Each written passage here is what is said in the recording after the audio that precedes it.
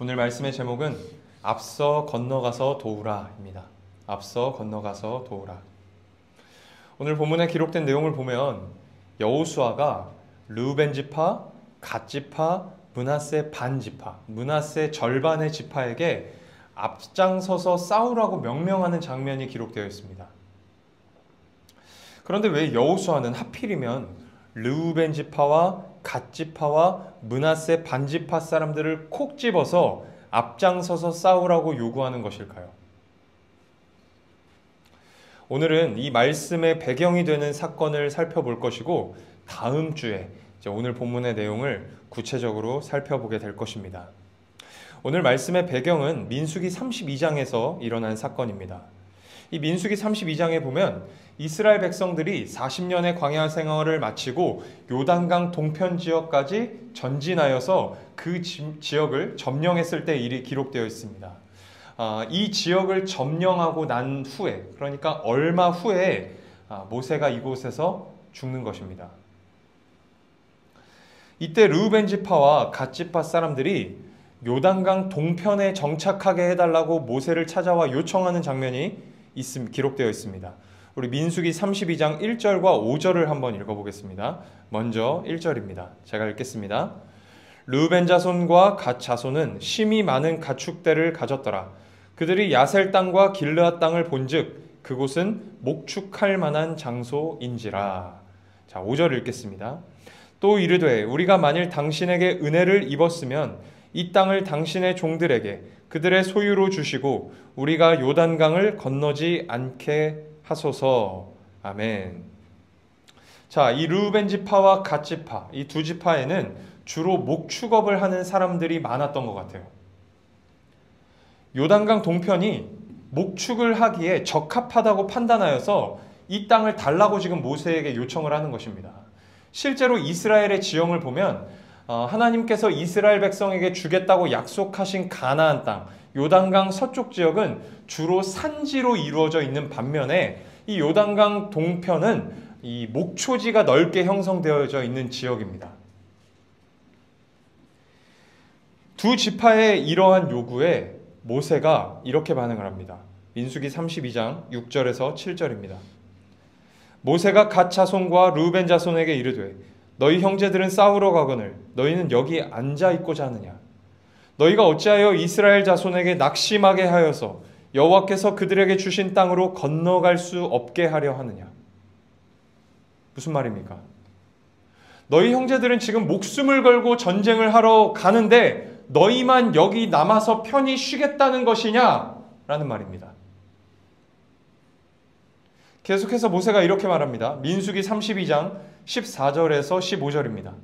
보라, 너희는 너희의 조상의 대를 이어 일어난 죄인의 무리로서 이스라엘을 향하신 여호와의 노를 더욱 심하게 하는도다.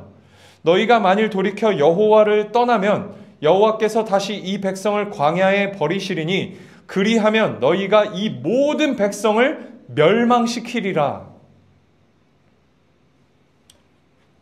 모세의 말이 무슨 뜻입니까? 요단강 동편에 남겠다는 그들의 태도가 하나님의 노를 심하게 하는 태도라고 말합니다. 여호와를 떠나는 행위라고 말합니다. 모세는 지금 이 요단강 동편에 남겠다는 그들의 행위를 죄로 규정하고 있는 거예요. 죄. 아니, 자신들의 주업이 목축업이라서 여기에 남겠다고 했을 뿐인데 왜 모세는 이렇게 강하게 질타를 하는 것일까요?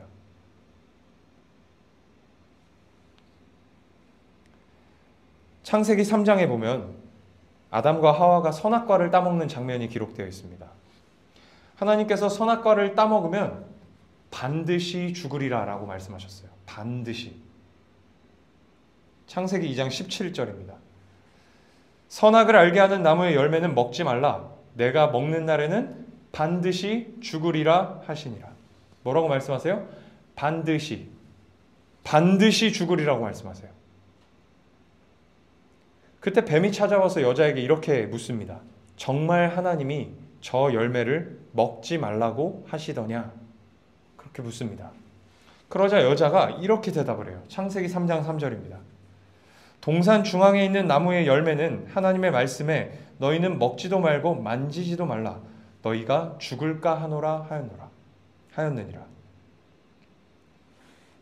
자, 창세기 2장 17절에서 하나님이 하신 말씀과 3장 3절에 여자가 한 말을 비교해서 보면요, 다르다는 걸 알 수 있어요. 먼저 하나님께서는 만지지 말라는 말씀은 안 하셨어요. 그죠? 만지지 말라고는 안 하셨어요. 먹지 말라고 하셨죠. 그런데 여자는 만지지 말라는 말을 추가합니다. 그리고 하나님께서는 선악과를 따먹으면 반드시 죽을 거라고 말씀하셨어요. 반드시. 그런데 여자가 뭐라 그래요? 죽을까 하노라. 죽을까 하노라. 자, 영어 성경을 보면 무엇이 달라졌는지 명확하게 보입니다. 창세기 2장 17절에서 하나님은 뭐라고 말씀하세요? You will certainly die 라고 말씀하세요. 그런데 창세기 3장 3절에서 여자는 You will die 라고 말해요. 그러니까 certainly 라고 하는 확실히, 반드시 라고 하는 의미의 단어가 여자의 말에는 빠져 있어요. 여러분, 반드시라는 표현이 붙으면요, 반드시 죽는다는 말은 1%의 살 가능성도 없다는 말이에요. 너 반드시 죽는다. 그런데 여기서 반드시가 빠지면 어떻게 됩니까? 살 가능성이 생기는 거예요. 죽을 수도 있지만 안 죽을 수도 있는 거예요. 반드시가 붙지 않으면 1% 안 죽을 가능성이 생기는 것입니다. 그래서 개역개정 성경이 이 You will die를 너 죽을 것이다 로 우리가 쉽게 번역하는 것처럼 그렇게 번역하지 않고 너희가 죽을까 하노라, 가능성을 시사하는 표현으로 번역을 한 거예요.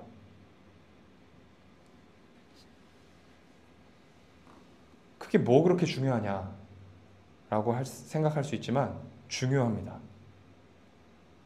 창세기 3장 4절에서 5절 제가 한번 읽겠습니다. 뱀이 여자에게 이르되 결코 죽지 아니하리라. 너희가 그것을 먹는 날에는 너희 눈이 밝아져 하나님과 같이 되어 선악을 알 줄 하나님이 아심이니라. 무슨 장면일까요? 이 반드시가 빠진 아주 작은 틈으로 죄가 틈타고 있는 장면이에요. 그 작은 틈으로 들어온 죄의 유혹은 결국 이러한 결과를 만들어냅니다. 6절이에요.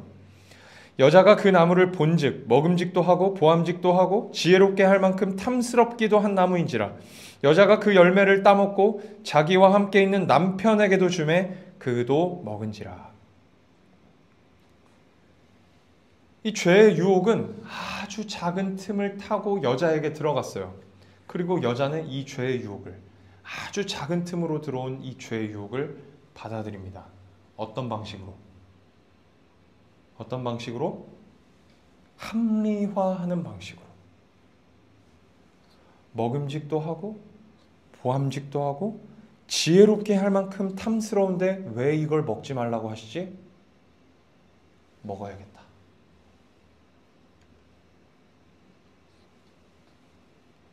반드시라는 단어 하나 빠진 것을 대수롭지 않게 생각할 수 있지만 죄는 그 대수롭지 않아 보이는 작은 틈을 밀고 들어와서 인간을 망쳐놨어요.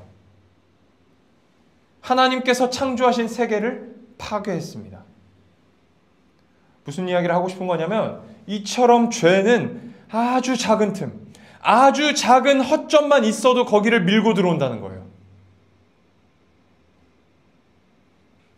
더 중요한 것은 그렇게 들어오는 죄의 유혹을 막을 의지와 능력이 인간에게 없다는 거예요.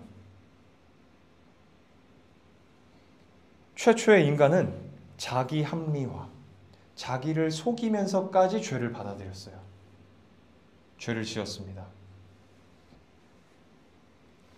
이러한 악한 본성이 아담 이후로 출생하는 모든 인간 안에 내재되어져 있다는 거예요.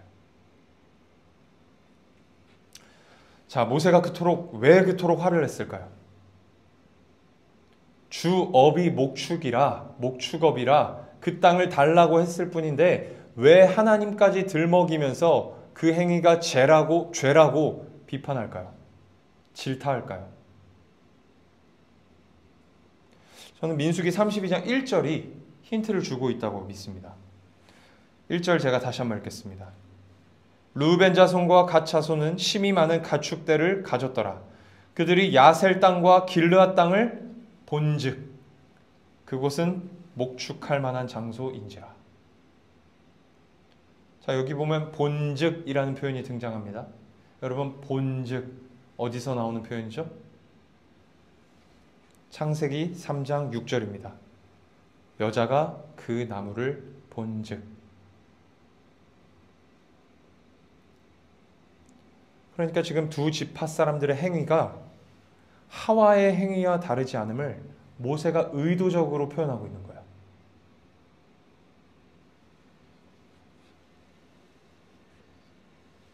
여러분, 아담과 하와가 지은 죄가 모든 인류를 멸망시켰어요. 근데 모세가 지금 뭐라고 말해요? 르우벤 지파와 갓 지파, 이 두 지파의 행위로 인해서 이스라엘 모든 백성들이 멸망하게 될 거다. 평행하고 있는 거예요. 두 지파 사람들은 요단강 동편 지역이 목축을 하기에 적합하다고 판단했을 거예요. 앞에서 제가 말씀드린 것처럼 요단강 서쪽 지역은 산지로 이루어져 있는 반면에 요단강 동편 지역은 목축을 하기에 충분한 목초지가 형성되어져 있어요. 그런데 여러분 한번 잘 생각해 보세요. 동시에 이런 마음도 있지 않았을까요? 여기 남으면 전쟁을 안 해도 되겠네.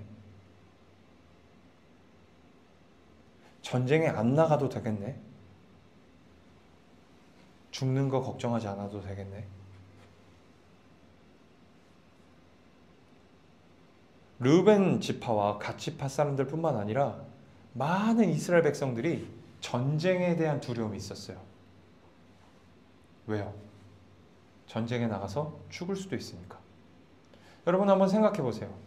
40년의 광야 생활을 마치고 이 가데스 바네아라고 하는 지역에 집결한 이스라엘 백성들 가운데서 12명을 뽑아서 정탐꾼을 보내요, 모세가.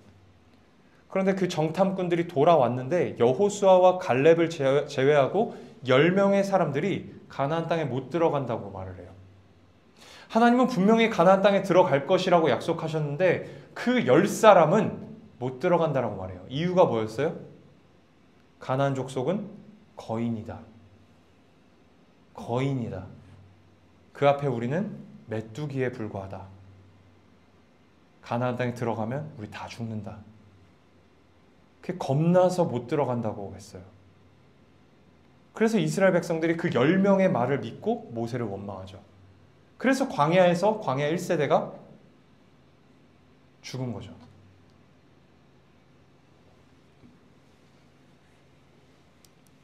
아마도 많은 이스라엘 백성들이 전쟁에 참여하지 않을 방법이 있다면 그 방법을 취했을 거예요. 어떻게든 전쟁에 안 나가기를 바랬을 거예요. 근데 그 명분이 없었던 것이죠. 그런데 그 전쟁에 참여하지 않을 아주 합리적인 핑계, 아주 합리적인 방법, 반드시 가나안 땅으로 인도하겠다는 그 하나님의 약속을 합리적으로 불신할 핑계와 방법이 르우벤 지파와 갓 지파에게 보인 거예요. 목축할 만한 땅인지라.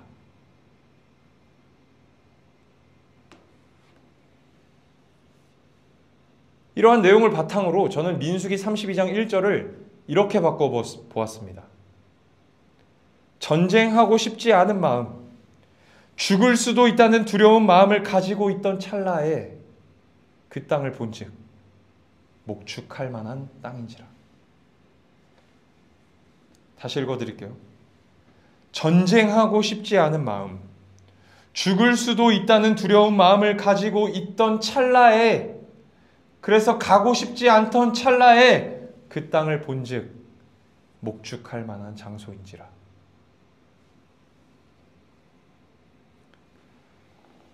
죽음에 대한 두려움은 반드시 가나안 땅으로 인도하겠다는 하나님의 약속을 믿지 못함, 불신에서 오는 거예요. 결국 그들은 목축할 만한 땅이라는 그럴듯한 명분으로 포장하여서 합리화하여서 불신을 용납한 거예요. 죄를 지은 거예요. 그들의 이러한 악함을 모세가 본 거예요. 하나님이 보게 하신 거죠. 모세에게 혼인한 두 지파 사람들은 가나안 땅을 정복할 때 가장 앞장서서 싸우겠다는 약속을 합니다. 그래서 여호수아가 르우벤 지파와 갓 지파를 불러서 너희 앞장서서 싸워라, 그렇게 요구를 하는 거예요.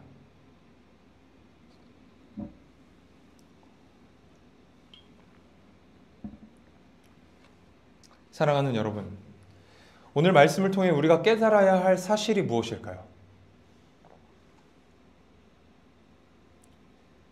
이 죄라고 하는 것은 아주 작은 틈만 있어도 밀고 들어와서 우리를 넘어뜨린다는 거예요. 그리고 인간은 그 유혹을 막을 의지가 없다는 거예요.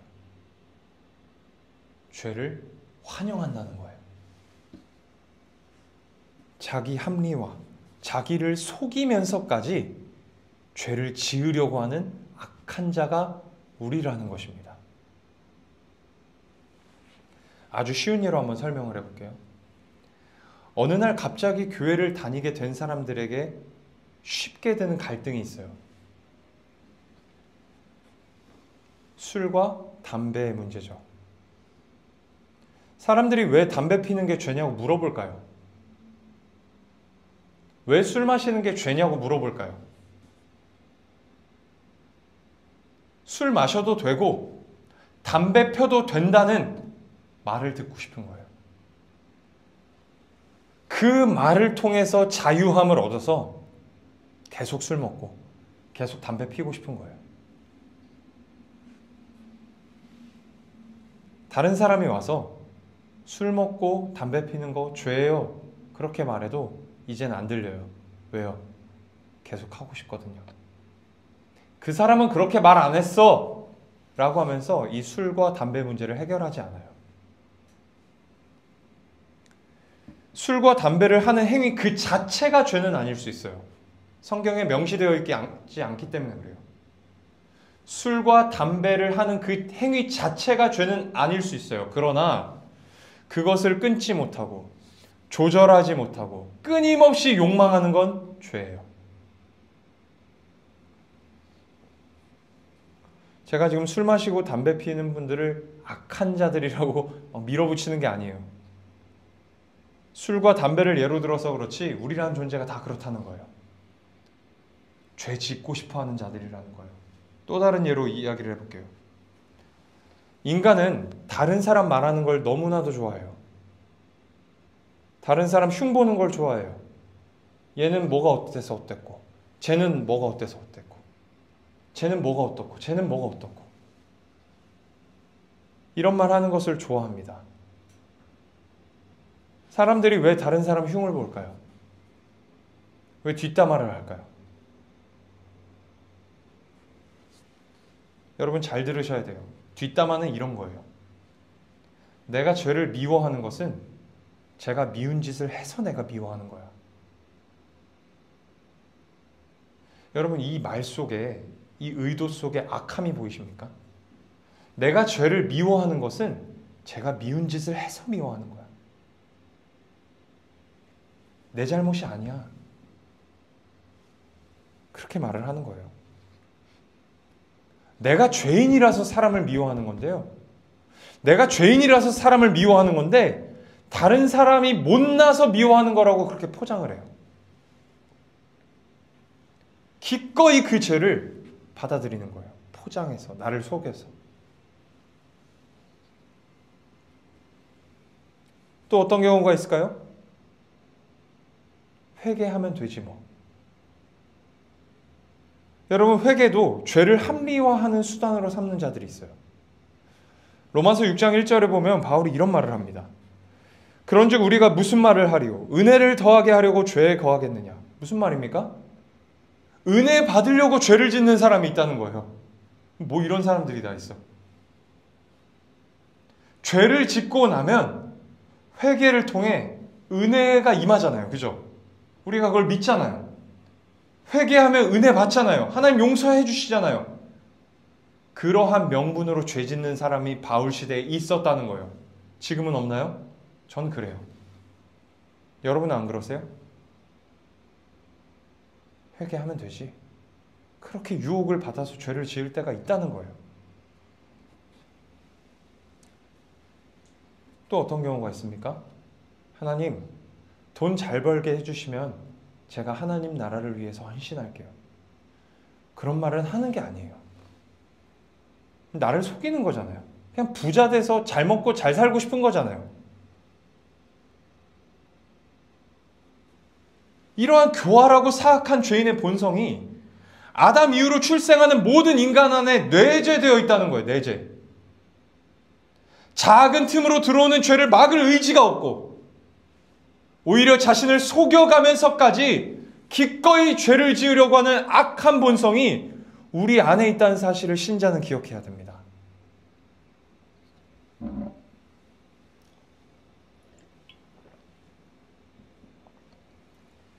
그렇다면 우리 신자들을 어떻게 살아야 할까요? 두 가지를 간략하게 나누고 말씀을 맺도록 하겠습니다. 첫 번째, 신자는 늘 하나님의 말씀 앞에 살아야 합니다. 히브리서 3장 12절에서 기자가 이렇게 말합니다.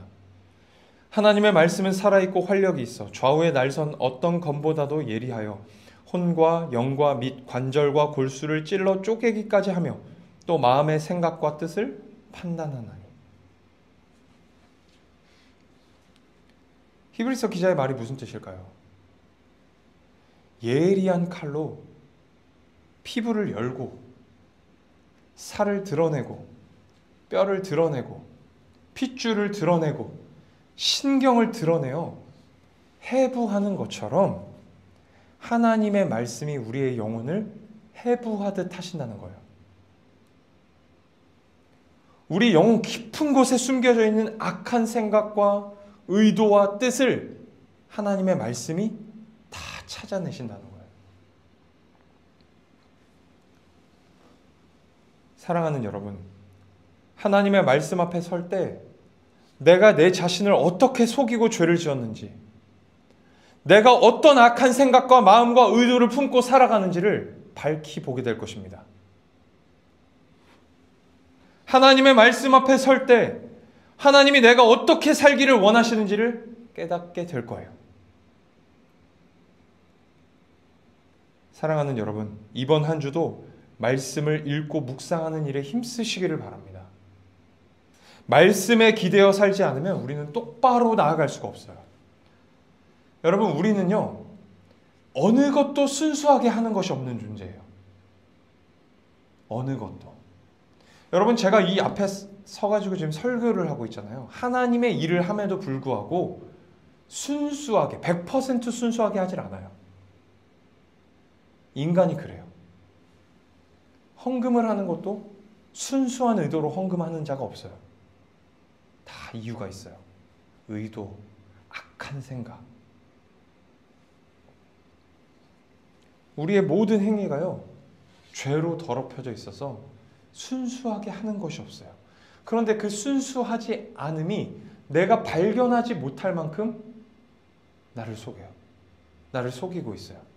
근데 하나님의 말씀이 그걸 찾아낸다는 거예요. 아, 내가 그랬구나. 내가 그런 마음으로 예배를 섬겼고, 내가 그런 마음으로 헌금을 했고, 내가 그런 마음으로 남을 사랑했고 섬겼고 했구나. 말씀 앞에 설 때 그걸 깨닫게 된다는 거예요. 말씀을 통해 늘 자신을 점검하고 또 점검하며 나아가야 합니다. 그렇게 살기를 바라고 소망하는 우리 모두가 될 수 있기를 축복합니다. 그런가 하면 두 번째로, 신자는 하나님 앞에 정직해야 합니다. 정직하기를 기도해야 합니다. 열왕기하 18장 3절에 보면 이렇게 기록되어 있습니다. 히스기야가 그의 조상 다윗의 모든 행위와 같이 여호와께서 보시기에 정직하게 행하여. 이 남유다 역사에서 다윗의 길을 따랐던 선한 왕들에게 항상 이 정직이라고 하는 표현이 따라붙어요. 아니, 다른 표현들이 많이 있는데 왜 하필이면 정직이라는 표현이 따라붙을까요? 말 그대로 정직했기 때문에 그래요. 여러분 다윗을 한번 생각해 보세요. 다윗은 죄의 질만 놓고 따지자면, 이 죄의 퀄리티만 놓고 따지자면 이스라엘 역사에서 손에 꼽히는 악한 왕이에요. 어떤 죄를 저질렀어요? 왕이라는 지위를 이용해서 다른 사람의 아내를 빼앗았어요. 왕의 지위를 이용해서 다른 사람 시켜서 다른 사람을 죽였어요. 청부살인했죠. 히스기야는 어떤 사람입니까? 하나님이 다 이루게 하셨는데, 하나님이 은혜를 주셔서 히스기야가 다스리는 이스라엘이 강하게 된 것인데, 마치 자기가 이룬 것처럼 다른 사람에게 자랑하다가 하나님 앞에 혼이 나요. 그들도 똑같은 죄인들이었어요. 그런데 하나님 앞에 정직했어요. 자신의 죄를 하나님 앞에 숨기지 않고 정직하게 털어놓고 정직하게 회개했어요. 그러한 모습을 하나님께서 기쁘게 받으신 겁니다. 사랑하는 여러분, 하나님께서는 우리가 죄인이라는 것을 누구보다 잘 아십니다. 하나님은 우리가 죄 안 짓기를 바라세요. 그런데 죄를 안 지을 수 없는 존재라는 것을 제일 잘 아세요. 그래서 십자가를 의지하여 회개하러 나오는 자를 항상 용서하시고 기쁘게 받아주세요. 여러분, 우리 하나님이 그러한 분이시라는 사실을 믿고 정직하게 사십시오. 하나님 앞에 정직하게 서시기를 늘 소망하고 바라십시오. 여기는 뭐 술 마시고 담배 피는 분들이 없으리라고 생각하는데, 더 이상 술 마시고 담배 피는 게 죄냐를 묻지 말고 하나님께 솔직하게 기도하세요.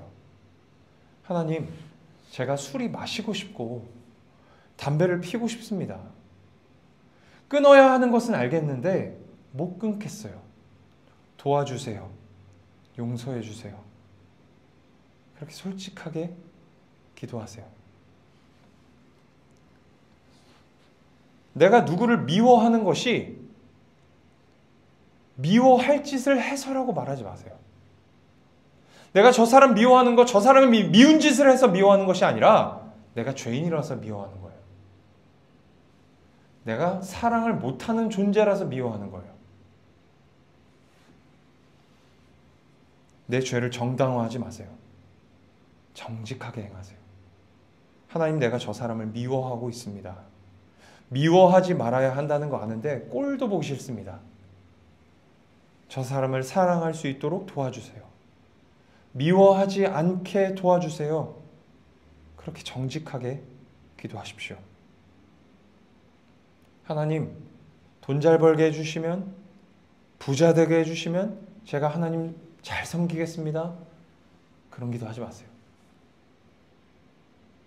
하나님, 저 그냥 부자 되고 싶습니다. 하나님, 잘 먹고 잘 살고 싶습니다. 잘 먹고 잘 살게 해주실 수 있으시다면 잘 먹고 잘 살게 해주십시오. 그렇게 기도하세요. 이리저리 막 빙빙 돌리지 마세요. 하나님 다 아세요.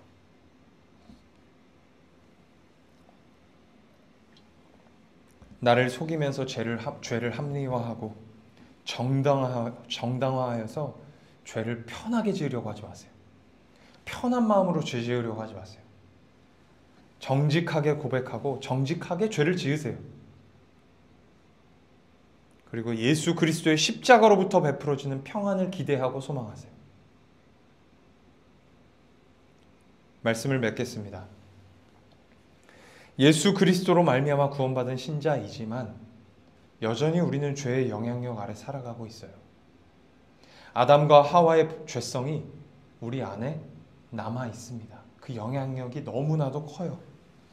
죄를 안 짓는 것보다 죄 짓는 것을 더 좋아합니다. 아주 작은 틈으로 들어온 죄도 막을 의지가 없는 것이 우리예요. 그런데 우리가 이런 자라는 거 하나님이 다 아십니다. 우리가 그렇게 죄를 지었다고 해서 하나님 실망하지 않으세요. 그러니 말씀을 통해 늘 자신을 점검하며 하나님의 뜻을 살아내기 위해 애쓰십시오. 기도하며 가십시오. 기도하며 정직하게 살기를 애쓰십시오. 이렇게 사는 자를 주께서 정말로 기뻐하는 줄로 믿습니다. 기도하겠습니다.